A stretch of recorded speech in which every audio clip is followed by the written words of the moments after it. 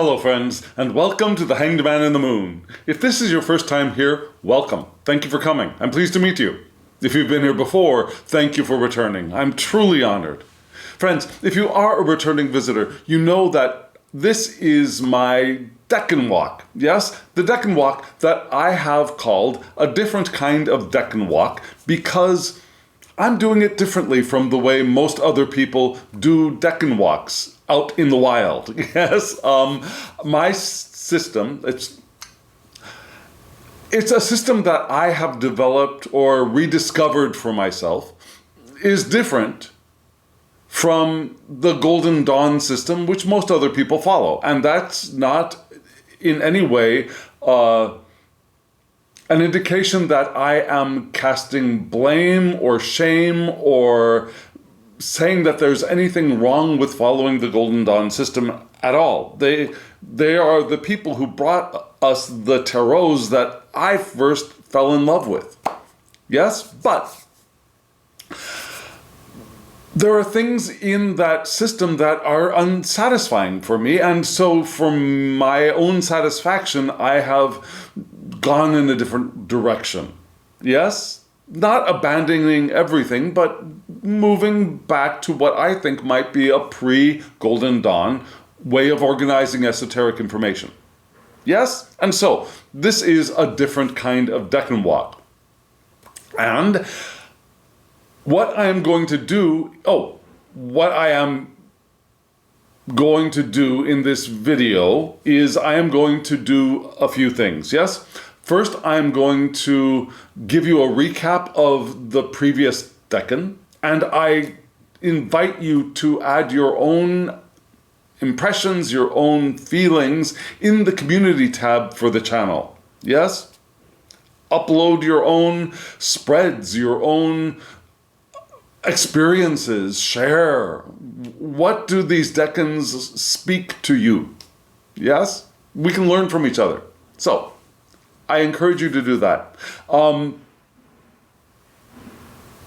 So we'll do a recap of the previous Decan, which was Jupiter in Aries for me.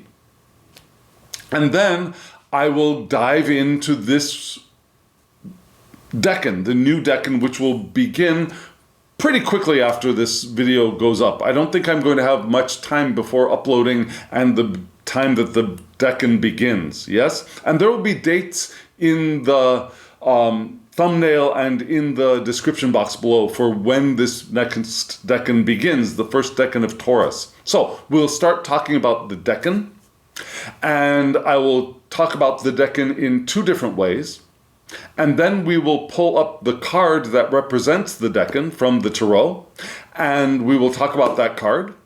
And then we're going to look at how the esoteric information informs that decanic card. Yes, so there will be a 3-card spread, with the central card being the card for the Decan, and then the 2 cards flanking it being from the major arcana, which will inform that central card. Yes?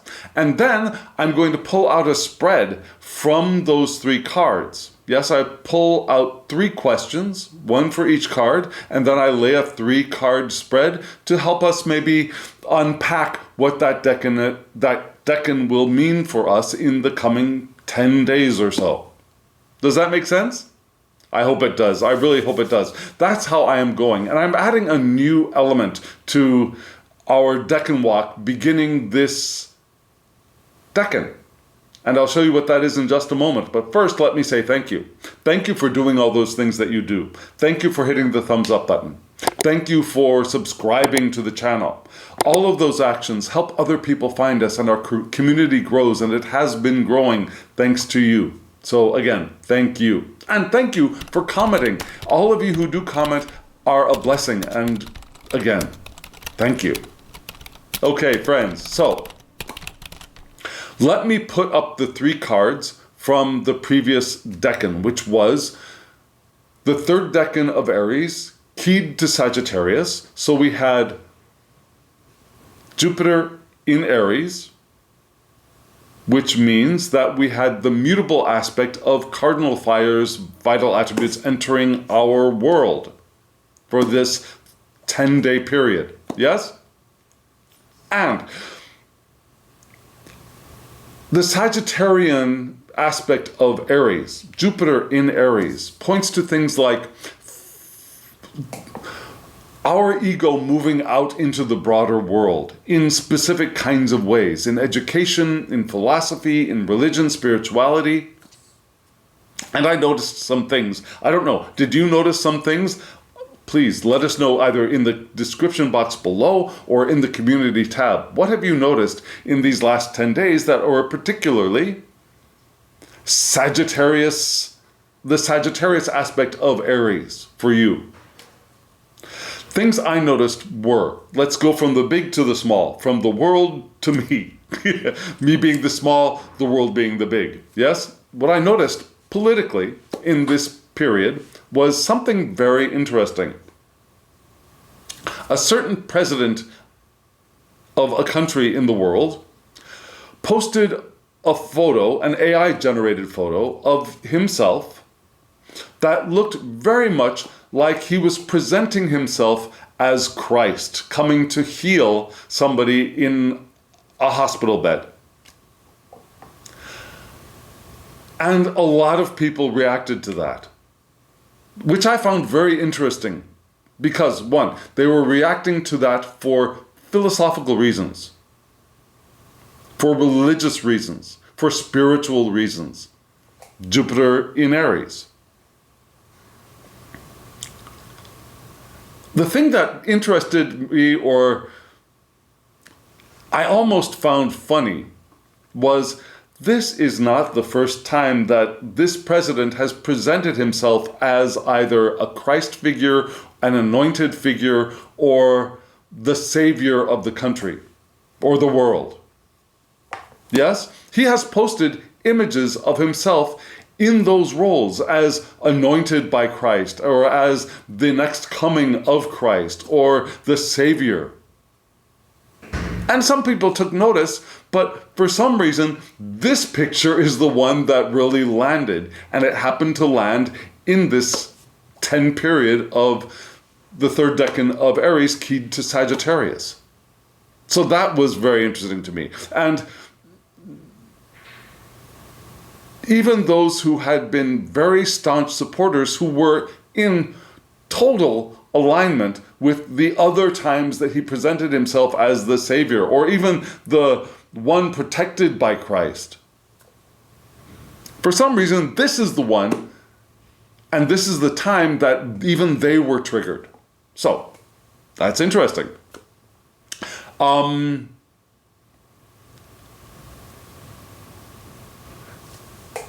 In a more personal sphere, my work out in the public, I mean, I work as a teacher in a couple of different spheres, so this decan is not the only one in which I am engaged with being a teacher in education, teaching with spirituality, teaching with philosophy, but I noticed something interesting in my tarot study group. Yes, I am the mentor of a group of people who are learning tarot, and with them,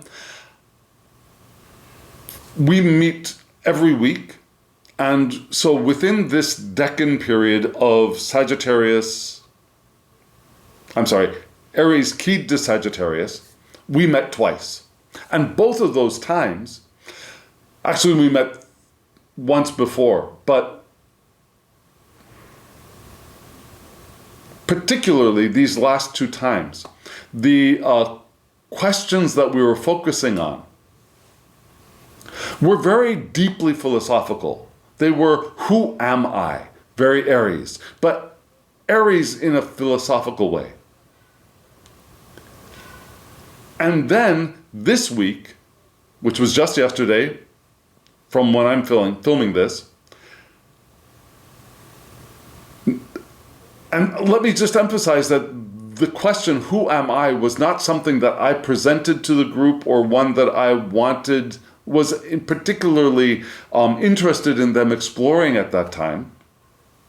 It was something that emerged from the group. And this time, I let them choose a card that would prompt another question, and the card that they chose led to the prompt of, what is my heart's truth? And what could be more Aries keyed to Sagittarius than that, right? What is my truth that expresses out into the world? So I thought that was really interesting. That was a very philosophical bent in these last couple of weeks to our tarot study meetup. And then here on the channel, something interesting. Especially in the last 5 or 6 days, yeah? I received a deck of cards that are, it's an oracle deck, that are keyed to Egyptian decans. Yes? And I'd ordered this deck more than a month ago. And I'd mentioned a couple of times I'd been batting the idea around of perhaps trying to incorporate Egyptian decans in with this Decan walk, and are we ready for it? Is this information overload? But I got the deck, and I thought, well, maybe this next series of 3 decans with Taurus would be a good time to explore adding the Egyptian decans into the walk. Yes? So, I was grappling with this philosophical problem of, if I do that, how am I going to do that? Why? Well, okay, so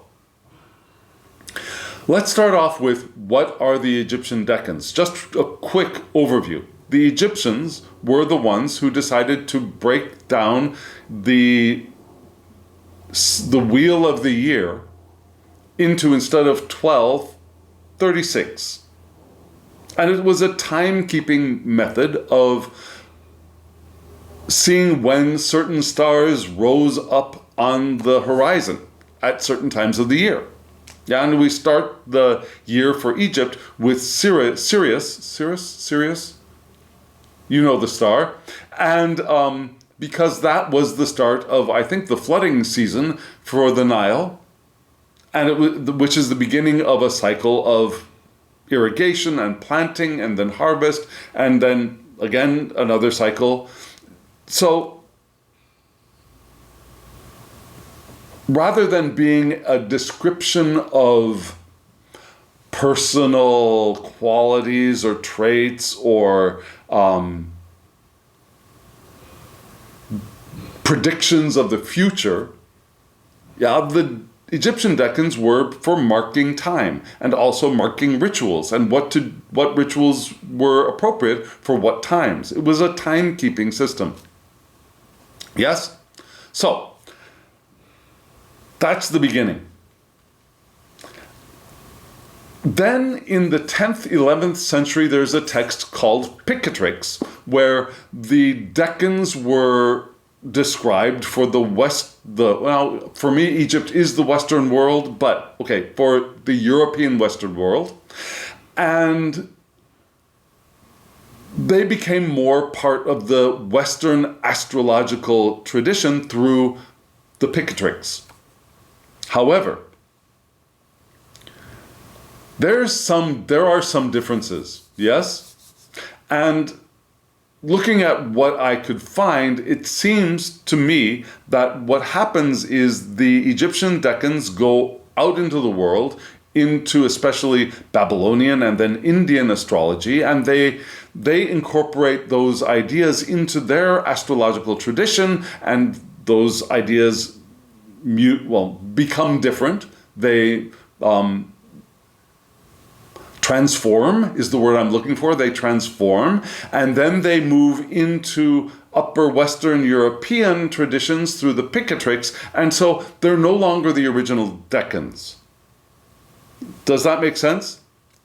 So while the Picatrix ideas are interesting, the problem for me, or the challenge for me, is that the Picatrix, when describing the decans in a more astrological sense, are using the Chaldean system, and I am not using the Chaldean system. Yes, I'm doing decans with triplicities.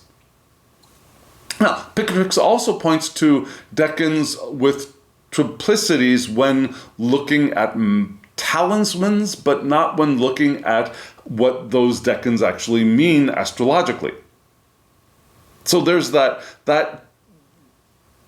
discomfort for me there, which makes me think, okay, so let's go back as far as we can. And so then I got a couple of books and this deck that point towards the Egyptian,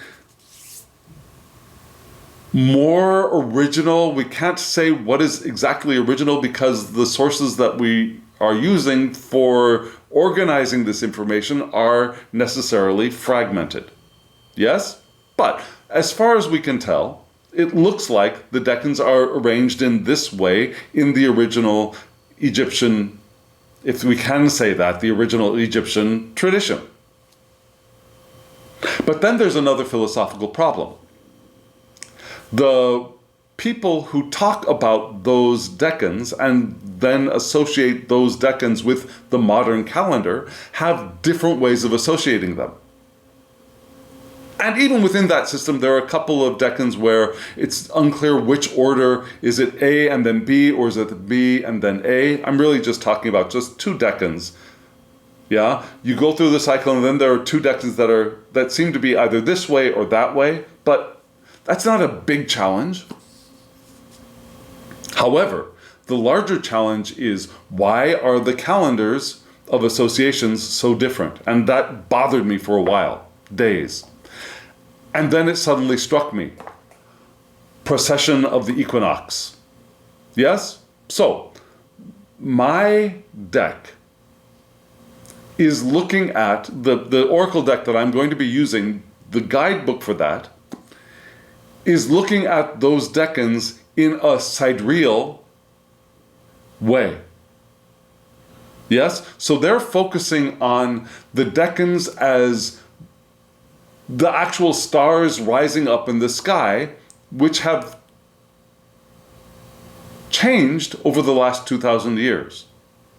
So remember I said that Sirius rose at a particular time of the year for Egypt when they mapped out this chart of 36 decans, yes? That time of year has shifted because of the rotation of the planet, not around the sun, but on its own axis.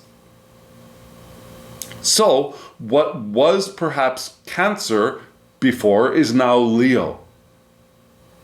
So there's a whole astrological sign difference between when this thing was mapped out and where the stars are landing today.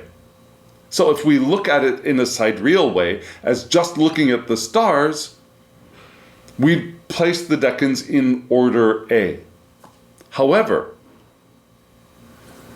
the astrological associations we are using for these decans, whether we're doing Chaldean or we are doing mine with triplicities, we are no longer doing sidereal astrology, we are doing tropical astrology. Which means, instead of looking at where the stars actually are up in the sky, we're looking at where those stars were when the system was mapped out, and how they related to the seasons and how they related to the position of the Earth in relationship to its placement around the sun.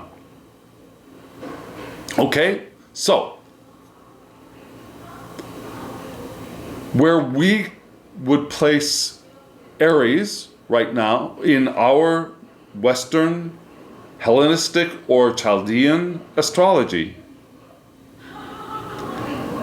sidereal is going to say that that is Pisces. No, is going to say that that is Taurus. Because the way that the stars have shifted in the sky because of the way the planet rotates on its axis. Right? But we're not following that. So, because we are following not sidereal but tropical astrology, having one system of tropical and then the Egyptian system of sidereal seemed to be a mismatch for me. Does that make sense?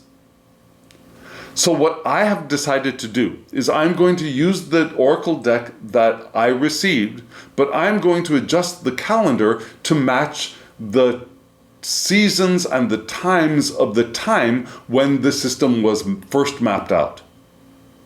Does that make sense? So if you look for this information online in books, you might find information that matches the timing that I am going to use, or you might find information that shifts everything at least a month later. But now you know why I am associating these decans in this way. And this was a big philosophical conundrum for me, which I think I have finally decided. I am deciding now at the moment of filming this video that this is really the way we're going to go. Okay? Okay, now, if that did not make sense, let me know in the comments below, and maybe I will try to write something out or do a separate video on that, depending on how you would like to see that information presented. Okay, so this was all the philosophical, spiritual, psychological teaching and interactions in the world that I have noticed over this last decan of the third decan of Aries, keyed to Sagittarius with Jupiter. Yes? Okay, friends, so we are moving into Taurus now. Are you all ready? What am I going to do? I am going to start with the oracle card for this decan. So I'll put it up. You'll see a big picture of the oracle card, and then I will have it up here on the side as we talk about it. Are you ready, friends? Here is the oracle card for this decan.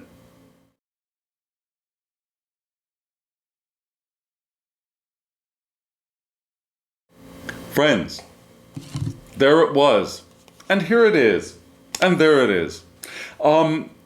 This decan is called Romance, yes? And you can see on the bottom, we have Venus and Taurus, because this is the first decan of Taurus, ruled by Venus, so we have Venus and Taurus, right? And that means that we have fixed Earth's vital attributes entering the world, starting with this decan.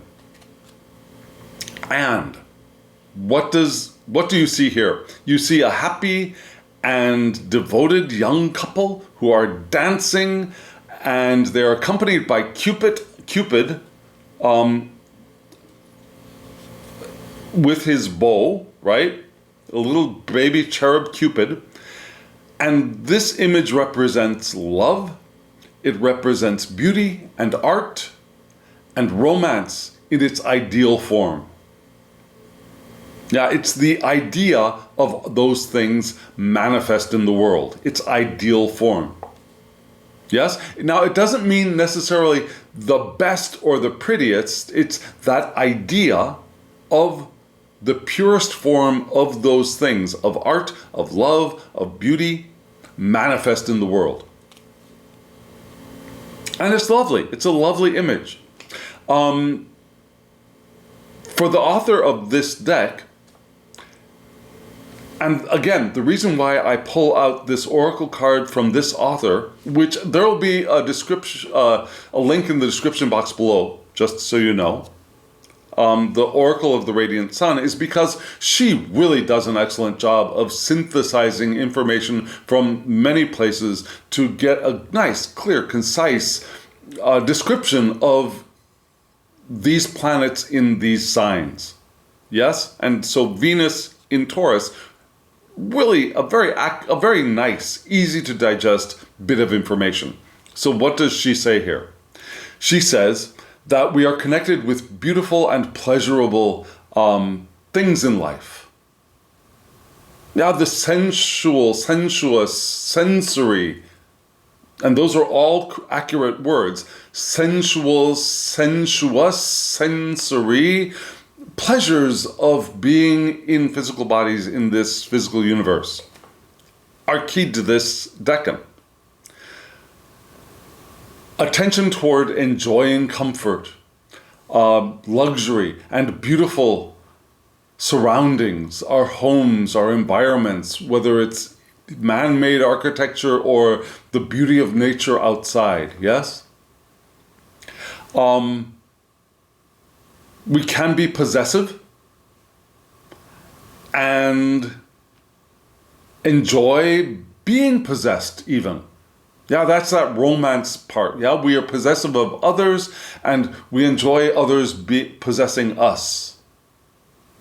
But we also enjoy possessing things, right? In that vein, that can go overboard and we can become overindulgent or greedy, which will be significant ideas when we look at the tarot card, which represents this decan. And we often have a pleasing voice. That's a thing with Taurans, Venus in Taurans in this decan. Some of them are singers, some of them have pleasant voices, which is beautiful, yes? And all things to keep in mind. Oh, here's what the back of the Oracle deck looks like. All things to keep in mind when we think of this decan. Now, friends, let me show you the large image of the Egyptian decan image for this period of Taurus. Here it is.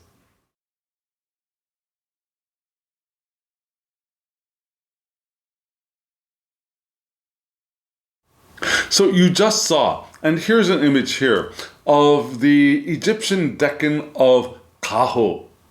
Khau, and probably my pronunciation is crap, but what is it pointing towards? It's pointing towards respect and admiration, both received respect and admiration, and the respect and admiration paid to the other. It's asking us to be humble and show someone else respect or admiration as well. Yes? And Khau is also a god who provides oracles, which is interesting, yes? So we have the idea with the decan of romance and the ideal romance and ideal art and idealized beauty. And that possessiveness and the enjoyment of being possessed, still, we want to do so in a respectful way, respecting others and admiring others, and allowing ourselves to receive the admiration and respect of those who are important to us, I believe. So, yeah, because we have that idealized romance or ideal romance between two people, also indicated for this decan, a healthy romance between those two would also be mutual respect and admiration, right? And not respect like a cold, authoritarian respect, but a loving, warm respect and admiration, right? Does that make sense? Now, let me also tell you, I've got these two books, right? And there will be links to the books. There'll be links to the Egyptian Oracle deck. Here's what the back of the backs look like. This is a mass market deck, and it is available, yes? So there'll be links for this Oracle deck as well, this Oracle deck. And you know that I'm also referring to these two books when going through the decans as well as other materials that I have, right? And the links for these two books are in the description box below as well. So I like to read from this book some little excerpts, and then I will get a need from this book. So let me just read a little bit about the first decan of Taurus from this book. Yes, it says here that, and this book was written by Sakoyan and Acker. Yes? So, those with this decanate prominent are strongly oriented towards achieving lasting permanent results. A relentless determination to satisfy desires for wealth, security, and status results from the double fixed Earth influence. Yes? Because this is the first decan of Taurus, we have a fixed earth, double fixed earth aspect to this decan. The double Venus, double moon, because the moon is exalted in Taurus, connotations of this decan endow those natives with a fondness for material comforts and the good things in life. Artistic and musical talent will be accentuated by their strong, sensuous nature, although this often results in overindulgence of the physical appetites. Overindulgence of the physical appetites if carried to excess. So we see that there are some negative sides to this double fixed earth decan, double Venus, double moon, according to this author. But there are also the perfections, the ideal forms of those things as well. So we want to enjoy but not go too far. Does that make sense? The need for this decan, according to the other book, is to control the acute sensuous nature and direct the physical energy to the actual construction of a material object or perfect an artistic expression. Let me say that again. The need is to control the acute sensuous nature and direct the physical energy to the actual construction of a material object or perfect an artistic expression. Yes? So, we enjoy the sensuous nature, but we don't over-enjoy it, right? We don't overindulge. We direct our energy to making the art become real or to perfecting an artistic expression. All wonderful things. I wonder, will that play out in this next 10-day period? We shall see. Yeah, because after this 10-day period, we're going to get into the organizational qualities of Virgo, right? So let's enjoy this 10-day period coming up of Venus and Taurus being sensual, right? But don't go too far. Now, let's see what the tarot card for this decan looks like. Here it is.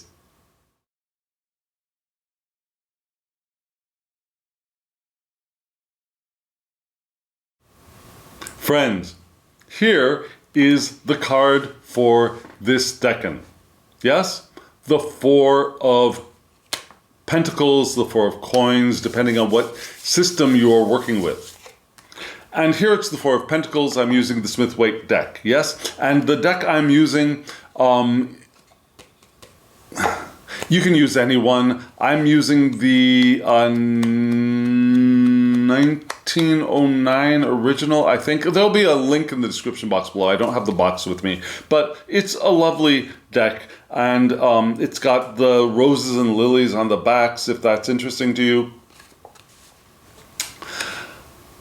Four of Pentacles for the first decan of Taurus. Again, this is the way I have arranged things. Yes? Yes, so the fixed signs are all going to be 4, 5, 6. The cardinal signs are 1, 2, 3. The mutable signs are going to be 7, 8, 9. Yes? So, here we go. The Four of Pentacles. Does that ring any bells for you when you remember what we were just talking about for this decan? Right? There were the ideas of possessiveness, being possessed. Yes? Material resources. The potential for being a little bit greedy. For the Four of Pentacles, no-brainer, right? But there are also positive aspects of the Four of Pentacles, right? So, what are they? So here we have Venus in Taurus, which gives us fixed earth in this card, entering our readings, entering the world right now because we're talking about the decan. And so, for this card, we have Chesed, right? Why? Because on the Tree of Life, the fourth Sephirah, the fourth Sephirot is Chesed, yeah? Keter, Chokmah, Binah, Chesed.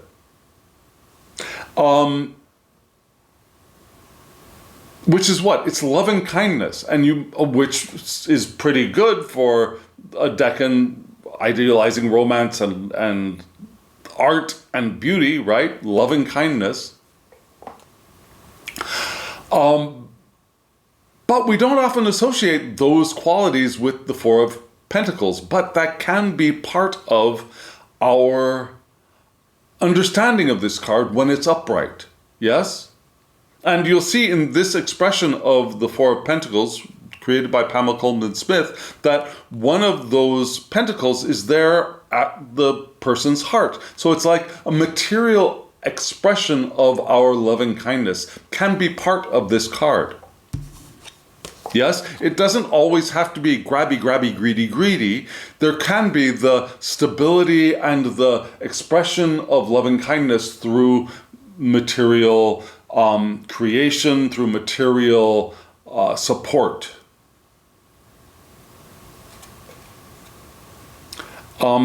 This Decan could be things like holding value, achieving lasting results. Now, it's not the lasting results of legacy like in the Ten of Pentacles, but there are lasting results, I think, indicated in this card, even in the art. Yes? Satisfying our desire for wealth, for security and status are all part of this card, I think. Enjoying the good things in life, right? The sensuous nature of our being. We could even see that person there, looks like a male to me, but could also be a woman, enjoying holding this large gold coin against his or her or their chest, yes? Can you see how that can come from this image? We don't like to waste effort. Yeah, this person isn't working too hard, right? We don't like to waste effort. We don't like to put our energy into non-productive enterprises either. Yeah, we parse out our energy in a rational way. We're good at managing our money. There's a sense of determination too with the beginning of Taurus, right? Slow, plodding. But we're moving towards a finish, right? It's not like a cardinal sign where we're shooting out of the gate and we might go the distance, we might not, especially with Aries. But there's a determination to get to the finish line or to some conclusion or to some resolution with the fixed signs. So there's a plotting aspect to Taurus, yes, but we're going to get there when we get there. So an upright card would call up a question from me that might sound like this. What needs to be held or preserved? Instead of what needs to be grasped and clutched and mine. Yeah, my precious Gollum from the Lord of the Rings or the Hobbit. Yes, my precious. It doesn't have to be that in the upright position. So what needs to be held or what needs to be preserved? Now, we do have Venus here in its domicile, which is Taurus, which gives us material stability. It gives us enjoyment of form. We enjoy being bodies in the world, and we enjoy the world in which we have embodied. We hold value securely. Now, our sense of value is not transient. We hold our sense of value securely. And we get pleasure through having stuff. Now, that doesn't necessarily have to be hyper consumerist or materialist, but, I mean, it can go that far in its extreme version, but it could be I enjoy having my library of cards. Now, you might look at it and say, you have too much, you're overindulging. But for me and my capacity, this is an appropriate quantity, and I'm not trying to get, you might not believe it, but I'm not trying to get everything that I see. Yes, there are many things, especially now. There are many more decks that I see that I pass on, and I say, nope, that's not for me. Nope, that's not for me. Nope, that's not for me. Yes? So we hold things securely. We enjoy our possessions. We don't have to go into overindulgence, overconsumption, over achievement of status and security. But we want to enjoy what we do have, and we want to enjoy moving at our own pace, because that's Taurus, right? You're not going to rush a Tauran. Moving at our own pace towards either a conclusion or in the direction of the path that we have laid out for ourselves. Yes? Okay, so that is the Four of Pentacles for me. Now, let's look at the two cards from the Major Arcana that inform and reflect Venus in Taurus. And then we'll also look at the Tree of Life on this side of the screen. Okay, friends? Let's look.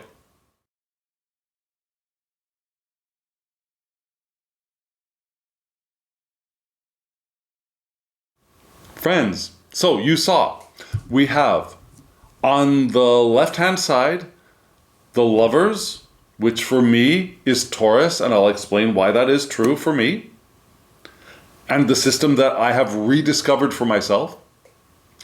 Then in the center we have the Four of Pentacles, because this is the central card of this decan. And then we have on the right-hand side, the Star, which is for me, Venus. And I'll explain why when we get to that card. Okay, so we've got these cards informing the Four of Pentacles. And then up here, you've got a Tree of Life. Yes, with indications for why things are highlighted on that tree, all in yellow. So let's start off with the Lovers card. And the Lovers card will be following us for this entire cycle of Taurus. The Lovers card here is, for me, Taurus, which is ruled by Venus, of course, and through which fixed Earth's vital attributes are emphasized in this decan. The reason why it is Taurus is because the sixth letter, right? This is the sixth card of the Major Arcana. The sixth letter of the Hebrew alphabet is Vav.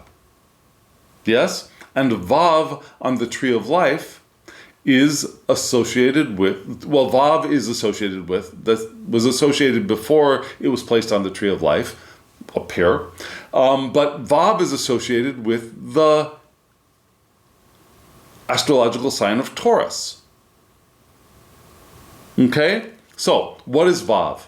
So Vav kind of looks like a straight line, yeah? And it is the symbol for things like a hook or a spear or a tent peg. It's things that can fix things in place, which sounds perfect for Taurus, right? Wanting to fix things in place. Or to secure things, yeah?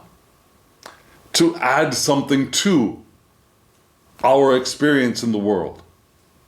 It's also the second active letter in the Tetragrammaton, yes? Yod He Vav He. I'm sorry, for you it should be from here, yes? Yod He Vav He.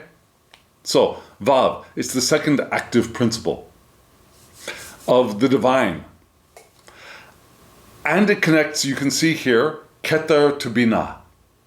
So it's connecting unity, the unity of the monad, of the one, to understanding. So the unity flows into our understanding. And our understanding is where the divine energy, the divine emanation begins to take some form through differentiation, as it splits into the rainbow of colors, you might say. Yes? And that's just an image, not an actual fact. But one way of understanding or thinking of it, reaching Binah, is that the light of wisdom, which came from the divine into Kether, goes into Binah as if it's passing through a prism, as if light is passing through a prism, and it splits into a rainbow of understanding. Does that make sense?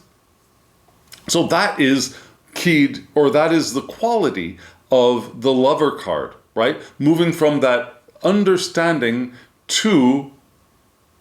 moving from the divine directly into our understanding. Yes, there it is, right there in front of me. Now, the rune it would be associated with is Kanaz. And Kanaz kind of looks like a less than symbol. Maybe for you it's directed this way. And Kanaz is the symbol of enlightenment. So think of that angel up there above the two lovers. Enlighten, yeah? That would be a good mnemonic for you, I think. It's a good mnemonic for me. Also things like visions, the vision of the angel, visions, revelations, inspiration and wisdom. Remember, we moved from from wisdom into understanding. So the Kanaz is the wisdom that becomes understanding, perhaps. There's also enthusiasm. There's passion. That's good for the Lover card, right? A willpower and creativity and love. Creativity, love, wisdom passing into understanding. All wonderful things for the Tauran, I think. Do you agree? Does that resonate for you? Now, when I think of the Lover card in what I've learned of Hebrew astrology, is that the Tauran is a connection. It links heaven and earth. And it's also a continuation. Think of the path of a Tauran, the long, steady, for a mercurial person, slow-moving path. Yes? Strength and power is part of the Tauran zodiacal sign, right? And untamable wild ox, a mighty, untamable force. That could be love. Yes? There's also the idea of the coming ruler with the Tauran, which is interesting, right? A righteous, just ruler who delivers his people or her people or their people and brings justice to the world. Of course, we also have the earthiness and stability of a Tauran as well, right? When it reaches its full bloom, there's a search for stability, a desire for property and land. Very Tauran aspects, yes? There's also the idea of a divine chariot for the Tauran, yes? The bull is a powerful symbol of the Holy Land and the people's yearning to work the land. And we think of the ox or the bull pulling the plow, working the land, the desire to not only have land, but to create, to be creative. Venus in Taurus, being creative with the land, doing the working of the land. Does that make sense? So we've got that part of the Four of Pentacles, so that it's not just sitting there. We are applying our energy to create, and we're enjoying the possession of that land as we work the land. Now, it doesn't actually have to be land and that kind of material possession, but think of land as possessing our resources and working our resources. Can you see that extension through this image of the ox and the land and working the land and possessing the land as being a symbol of a broader range of possibilities, of our resources, the stuff that we enjoy, the stuff that we have, and working those things as being one aspect of the Four of Pentacles, yes? And then, you also see up here the Four of Pentacles is chesed, right? It's up there in the Tree of Life, or loving kindness. First informed by the lovers coming from Keter to Binah. And now we have the star, Venus, which is on the right-hand side of this lineup here, yes? And we see the beautiful star image of the woman exposed, not protecting herself, pouring 2 vessels of fluid onto both the water and the earth, feeding all of those things, encouraging life, encouraging hope, encouraging beauty. All very Venusian things to me. Why is the star associated with Venus?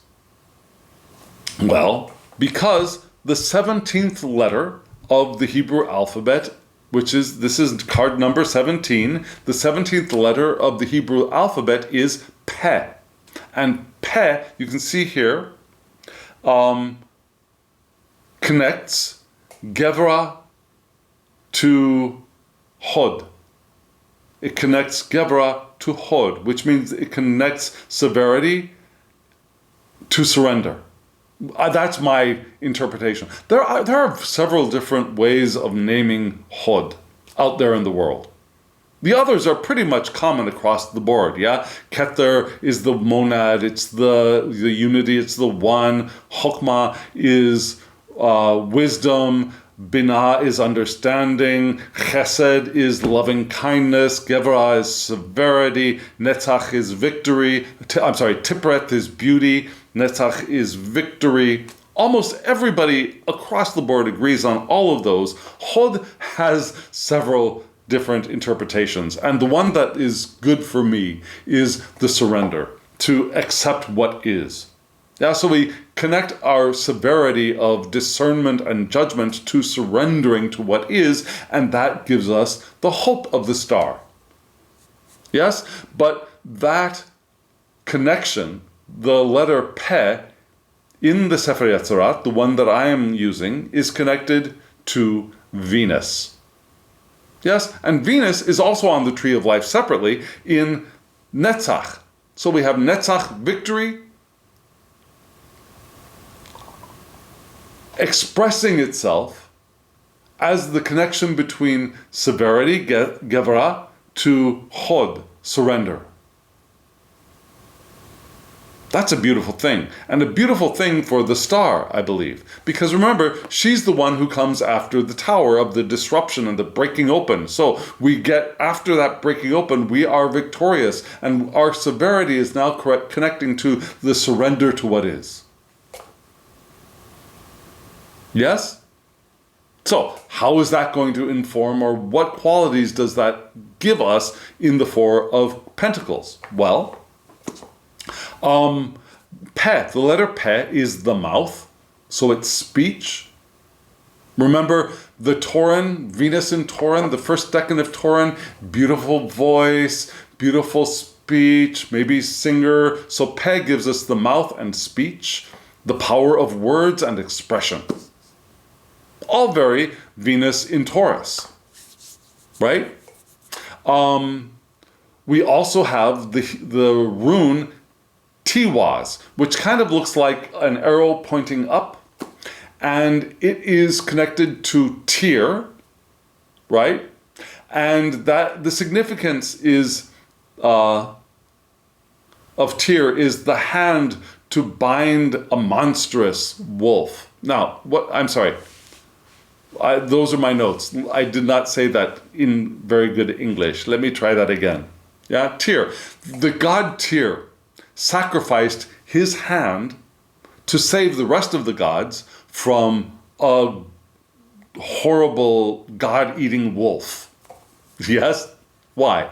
So what he did is he gave the wolf his hand. The wolf ate the hand, but while the wolf was gnawing on his hand, the rest of the gods were able to tie the wolf up and everybody was safe and happy. So sacrificing of your hand, which is what we do in the world, right? Our action, our ability to manipulate in the world, giving up some of that for safety and security. It's also justice. Remember, we're connecting Gevurah, to our severity to surrender. It's also authority, though. Now, that sacrifice gives the God tier authority with self-sacrifice and success. So, self-sacrifice leading to success gives authority, which is something that we can do as an aspect of the Four of Coins, if we use that material well. Can you see that? Now we have, because it is Pe, we have brightness, radiance, and because it's also Venus, we have feminine attributes to this to the star. Deep feelings and sentiment are added to the Four of Pentacles through the star card. Beauty, favor, charming speech are added to the Four of Pentacles, in addition to wealth and propensity of passion and maybe even promiscuity. And remember, the star is also the morning star, right? The morning star. What is the morning star? Well, that's another name for, now, don't freak out about this. It's another name for Lucifer, the light bearer, right? There are two aspects of Lucifer, the light bearer. There's the morning star of radiance and hope, and then there's the evening star of maybe the other side. Yeah, but they're all the same star. Yes? So the morning star, the Lucifer, the bringer of light, is the hopeful aspect of the same being who can get entrapped in the darkness in the devil card. Does that make sense? So here, it's the original form of Lucifer, the light bearer, before entrapment in the material is possible here. So if we don't allow ourselves to get entrapped by the problems of the Four, or the challenges of the Four of Coins, or the potential pitfalls of the Four of Coins, we can radiate Venus, the morning star, through our enjoyment of the central nature of the Four of Pentacles, of the material things that we have in the world and that we are experiencing in the world. Does that make sense? I think it does. I really think it does. And hopefully that means that for the next 10 days, we are going to have a good time enjoying our lives here on the planet, maybe, hopefully. And we won't get trapped in the pitfalls of overconsumerism, of being greedy, of being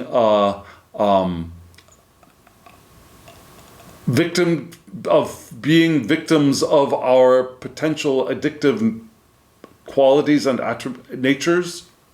Because we all have, I think, a certain amount of addictive potential within each of us. Yes, if we don't fall prey to that, we can shine radiantly as Venus here in Taurus. Lovingly, generously, stable, secure, beautifully, artistically, and at our own pace. Yes? With power and strength. That sounds like a wonderful decan to me, if we don't fall into the trap, if we don't fall into the potential pitfalls. Yes? Okay, so, friends, I got three questions from this set of 3 cards. What were those questions? Well, they weren't fully formed questions, but rather prompts this time.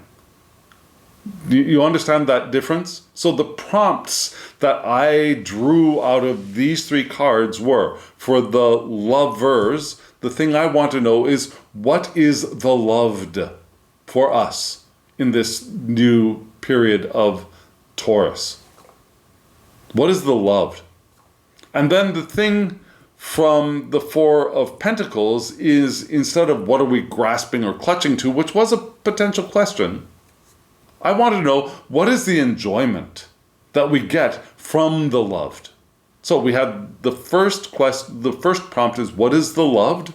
The second prompt is, what is the enjoyment? And then the third prompt, inspired by Venus in the star, is, what is the guiding beauty? So what is the loved? What is the enjoyment? And what is the guiding beauty? Beauty. Does that make sense? So friends, let me show you the 3 cards that came in response to those 3 prompts, and let's talk about them. Yes? So friends, here they are.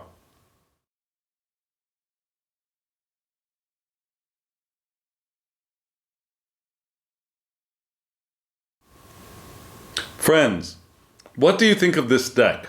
Now, I put a list in the community tab of the decks that I'm going to use as my second deck for each one of the zodiacal signs. Yes, for the first series of decans, for the Aries decans, I used the Light Seers Tarot. And now I'm using the Herbal Tarot. And there will be a link in the description box below if you want to order this deck. It's a beautiful deck. It's a very, very Rider-Waite-Smith based deck, with an addition of plant and herbal medicine added on, which is kind of cool. It's a fairly old deck, and there's a book that is okay. So there was a book. I don't know if it's easy to find a copy of the actual physical book. However, I got mine on Kindle, and I'm perfectly happy with that. I have the guidebook, the thick guidebook with all of the information on Kindle, and I highly recommend getting that. Having the separate guidebook for this deck, I think, is not necessary, but of great benefit. So I'll put a link to the deck, and you can find the Kindle on your own, I think. Also, I recommend looking at the rest of the list. If you have any ideas about changes or potentially different decks that you think I could use for different zodiacal signs, I'm open to your suggestions. I'm not 100% saying I'm going to change my mind on I'm not promising that I will change my mind, but I will listen, and I might change my mind. So if you have suggestions, I'd love to hear from you.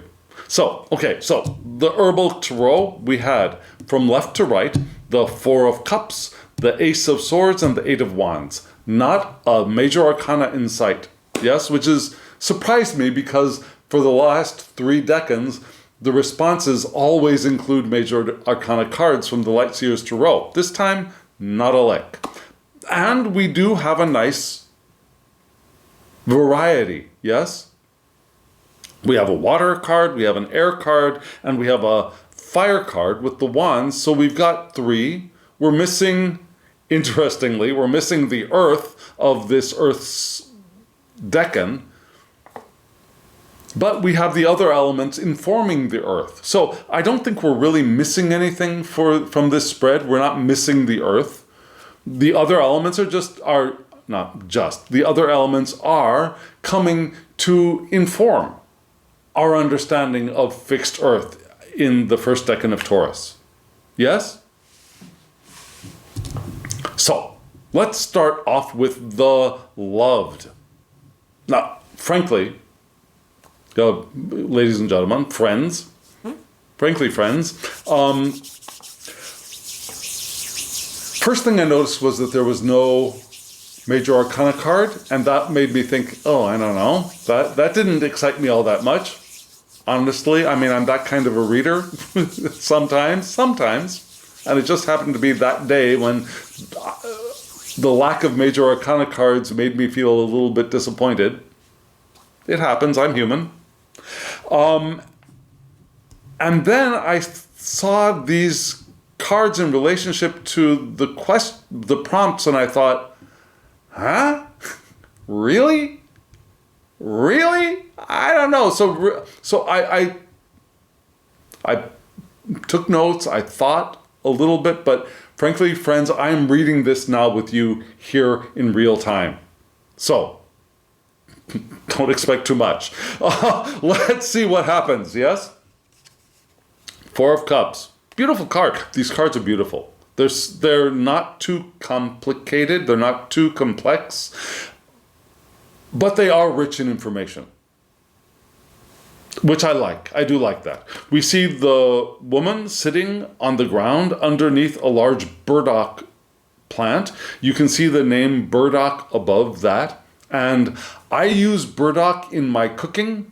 Yeah, when I make my own fusion version of kimchi, I add burdock into it. Burdock is good for the lungs, which is good for the idea of Venus in Taurus, right? The singer, the communicator, the lungs are necessary for that. We also see the four cups, the three cups on the ground before the woman, the one cup being handed to her from the clouds, very similar to the Smith-Waite, although she does seem to be facing those cups directly, whereas in this art drawn by Pamela Coleman Smith, the figure is not facing the cups directly, and definitely not seeing the cup being handed from the cloud directly. Yes? But here she seems to be aware of all of that. In her lovely red dress, sitting on the ground with a headband or a bandana on her head and a blue and red striped belt scarf around her waist, probably. Yes, and we've got water flowing down, so our emotions are flowing, which is good, right? For me, the Four of Cups is associated with Mars in Scorpio. Yeah, it's the first decan of Scorpio. Remember, this decan is the Four of Pentacles, a receptive earth, suit, right? This response is the Four of Cups, a receptive water suit, both fixed, right? The Four of Pentacles is fixed earth. This is fixed water, which is interesting, right? And what is loved is our Mars in Scorpio-ness, right? Our fixed water's vital attributes are entering the answer to this question of what is loved. What we love is our Scorpio natures. Now, I know Scorpio gets a bad rap, but I am a Scorpio ascendant, and let me tell you, Scorpios are beautiful people. Yes, they're powerful people too. And that's what I'm trying to ascend to become. Now, upright, I would suggest the idea of grief acknowledged in the Four of Cups. The Scorpio personality is very prepared and ready to acknowledge and look at their grief. Yes, of losing things, of the death of things. There's a kinder and sympathetic nature of Scorpios that is not acknowledged, but I think is here. Now, they're willing and able to help those in need, but they expect people to also help themselves, which reminds me a lot of my grandmother, who was a Scorpio sun. Yes, she will help anybody, but you're going to help yourself too. She's not going to help a person who is not interested in helping themselves. Yeah, but you're trying to help yourself. You're trying to make things better, and she's there for you behind your behind you to help you do the work of improving your circumstances, your situation, your health, whatever. But if you're sitting there crying and whining, poor me, poor me, poor me, she's going to say, okay, you sit there and cry. When you're ready, we can try and fix this. You know, that's Scorpio nature to me, and that's Four of Cups, perhaps. Scorpio people are willing to sacrifice themselves. Yeah? They will serve the community.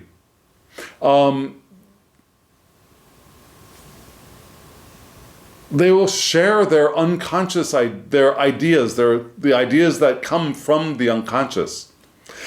They are intuitive. They have strong intuitive abilities. They are mystics. They are occultists. They are magicians. And you can think of that woman sitting there engaging with her intuition, with her mystical guides and her occult knowledge. And especially reincarnation and life after death are really interesting things for Scorpios.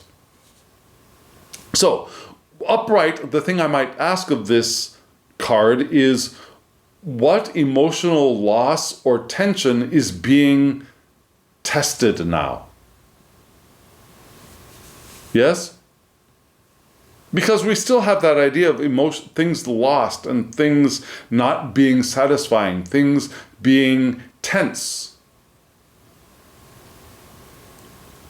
Because even though that river is flowing, she's not flowing right now, right? Now, Mars in its domicile of Scorpio, what is watery Mars about?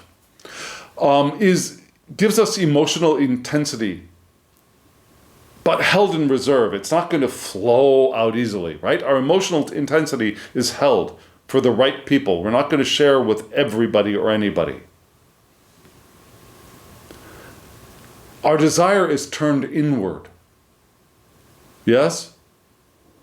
And our feelings are very focused. We have strong boundaries around our emotions as well, which may make that woman here or the guy in the artwork drawn by Pamela Coleman Smith look like they are feeling ennui, but there's a lot going on inside for that person perhaps. Especially if we think of that card as being keyed to Mars in Scorpio. So what is loved? What's loved is our inner world, perhaps. What's loved is our willing to remember Tyr sacrificing for the community, helping others when they are willing and ready to help themselves. That's what we love. Yeah, we love looking at the pain that we have felt and what does it mean? What does it signify? How does it inform us? And what information comes from our connection with the divine, with the spirit realm, with the occult? Occult being the knowledge that comes from the darkness. And not the darkness of evil, but the darkness of the hidden and the not commonly known. Yeah? And then, with burdock here on this card, we also have the idea of the healing properties, right? Burdock helps emotions flow more freely while nurturing ourselves to be more content and more stable. So the medicine now might be doing that. Yeah, our negative emotions from anger to discontent are cleared and transformed to more positive ones with burdock. So this card is asking us to contemplate things of more lasting value, to remain alert, and to take notice of opportunities. And all of those things are qualities that can inspire love for us and can be things that we love about ourselves and love being in the world. So what is the enjoyment now? The enjoyment apparently is Ace of Swords, right? And you see the hand holding the sword, just like a Tarot de Marseille, the Smith-Waite deck, right? The plant here is chamomile, or chamomile, potato, which is a soothing, calming, flowering herb, yes? And for me, the Ace of Swords, that's the first decan of cardinal air, right? The fours are the first decan of fixed signs. The aces are the first decan of cardinal signs. So we've got cardinal air, which is Libra, the first decan, which is ruled by Venus. So we have Venus in Libra and cardinal air's vital attributes entering our spread with what can we enjoy? I guess we're enjoying our minds, our ideas, right? Balanced judgment is the key word that I would give to this card.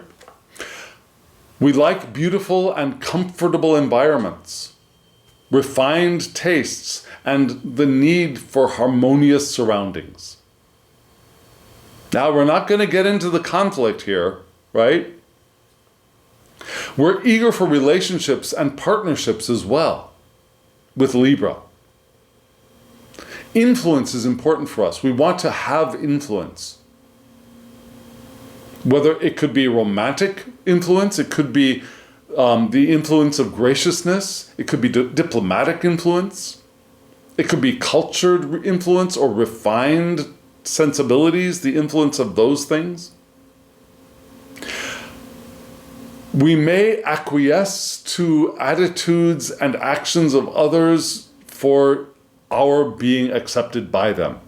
Yeah, we may bow down, not bow down necessarily, but we may give up our own opinions and our own desires and our own decisions in order to get along, yeah, to go along to get along. That could be a trap of this card. So the question I might ask upright is, what idea or insight is trying to begin? What idea or insight is trying to begin? But remember, I'm also in the middle of a community and wanting balance as a Libran would want balance, yes? With Venus here in Libra. And Venus, when that planet is in that planet's domicile, wants mental balance. Yes?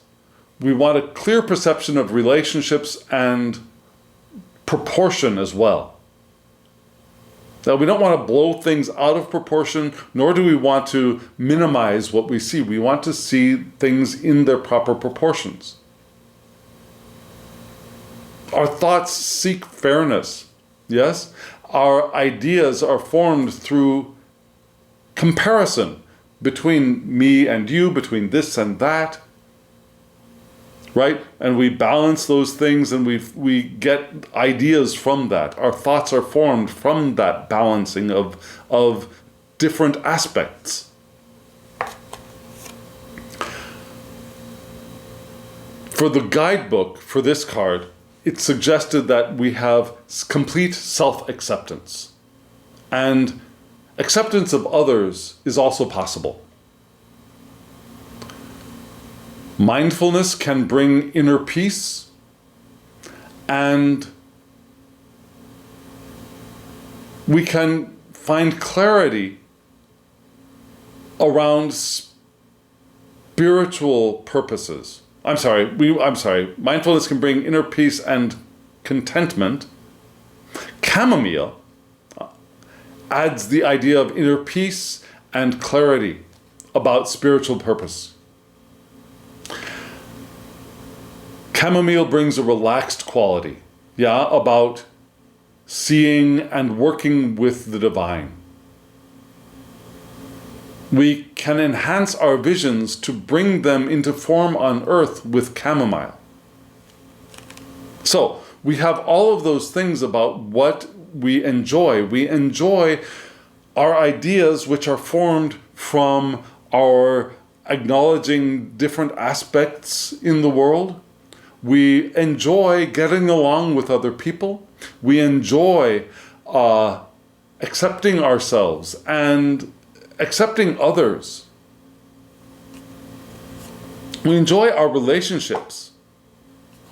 Now, we want to be careful that in order to enjoy those things, that we don't sublimate our own desires and our own ideas. We don't break our own individuality in order to get along. That's the dark side or the negative side of this. But we can hold our own and find perhaps new ideas and new perspectives by communicating with others when we're relaxed and while we are connected with the divine, with our spiritual, energizing eternal natures.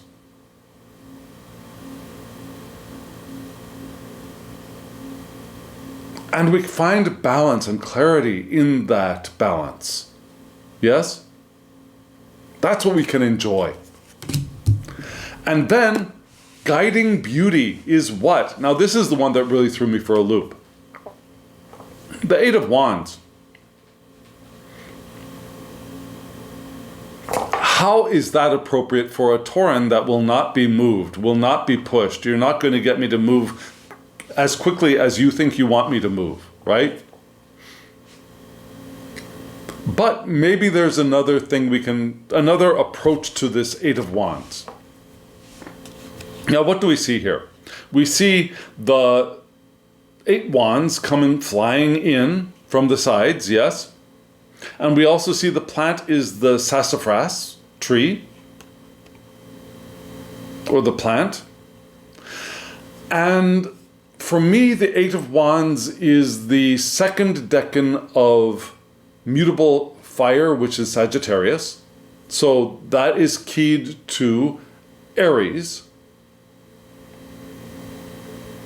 Right? So that means we have Mars in Sagittarius.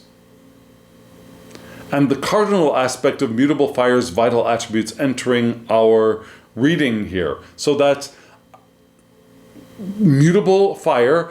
I want to clean this up and I want to move on to a higher, broader, more philosophical purpose. But the cardinal aspect, which is, okay, let's get going, right? Let's do it. Right? There's that poking of the fiery poking of Aries here and Mars. So upright, this card is pointing towards targeted movement. Yeah? And people with this aspect could be militant crusaders for religious, political, educational, cultural beliefs, and even zealots, right? They're adventurous. They like to travel for experience. They enjoy going out in the world. Okay, so that's a little Tauran, right? They're optimistic. They have drive. They have initiative, and they are confident. They have strong self-confidence. Their ideas are placed into practical action with Mars being here. They remember abstract ideas and they forget the ordinary. Yeah? So there's this, now remember, the Tauran wants to take those things and put form to them, right? But the guiding beauty is the exploration of these ideals, which the Tauran they'll then be able to put into form, into artistic expression, or into material form. And exploration is important here. We want to be careful of not being foolhardy.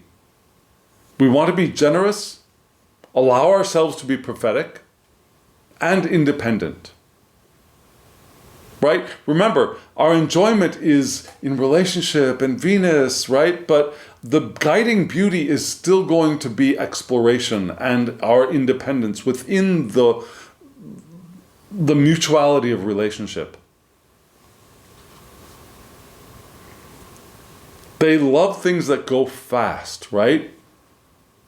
So upright, the question I might ask is, what focused action is required now? And that focused action will be our guiding beauty. Yeah? Now we have here Jupiter in its complement Virgo, because it is the second decan of Sagittarius. The ruling planet of Sagittarius is Jupiter. Jupiter in this fiery sign, its complement is going to be Virgo. So we have Jupiter in Virgo. Yes, so what is expanding? Well, our vision becomes actionable. Jupiter's expansive vision becomes actionable here in Virgo. Movement with precision. The precision of Virgo directs the movement of Jupiter here. We have messages that can land accurately. Now, because remember, the ruler of Virgo is Mercury, the communicator, the accurate communicator. So messages land accurately here. And progress is made through adjustment. It's not going the straight line without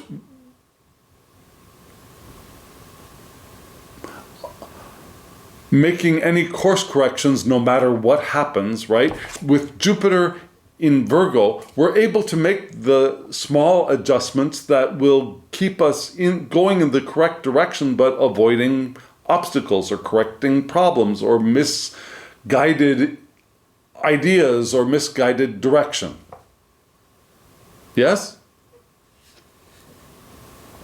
Now, according to the creator of this deck, the Eight of Wands is telling us to be willing to express our own ideas and break through blockages.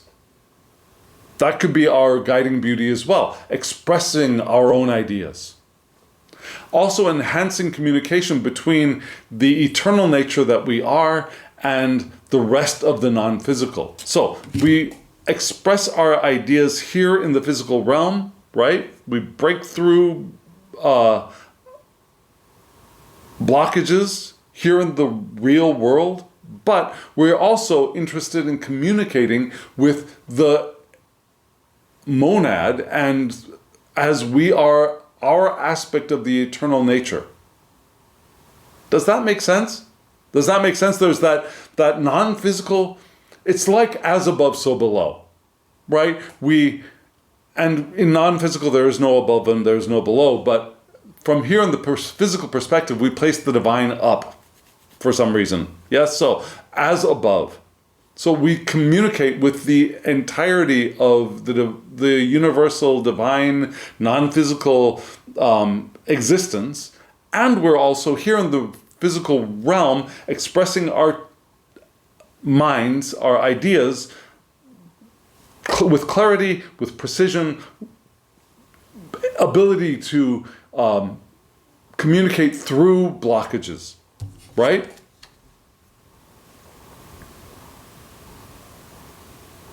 And sassafras here is an interesting addition because it allows us to open our throat for easier communication with people and with the divine.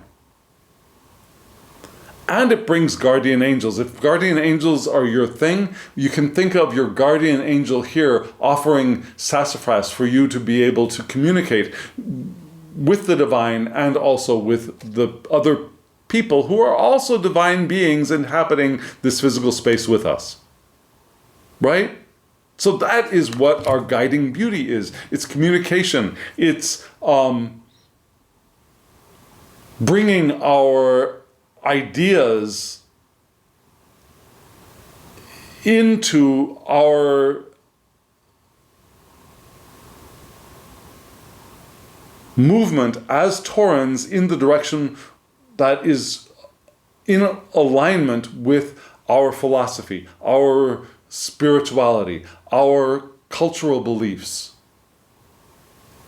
Now that is the beauty that will guide us as we are inhabiting our Tauran selves in this decan. Remembering that we all have all aspects in ourselves.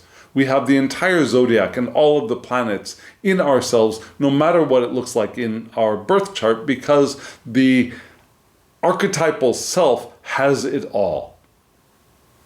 Right? Does that make sense? So, this could be a really beautiful, beautiful 10 days ahead of us, I hope. Again, we want to avoid the traps. If we do, let's have some fun, yeah? And not feel rushed. Move at our own pace. And if that pace is fast, that's okay. That doesn't mean you have to slow down. But it means move at our own pace, yes? Okay, friends, thank you. Thank you for joining me on this journey through this first Decan of Taurus. And I hope it is beautiful as I see it for us. Yes? And friends, now, as always, I wish you love, joy, well-being, and pure awareness. Thank you.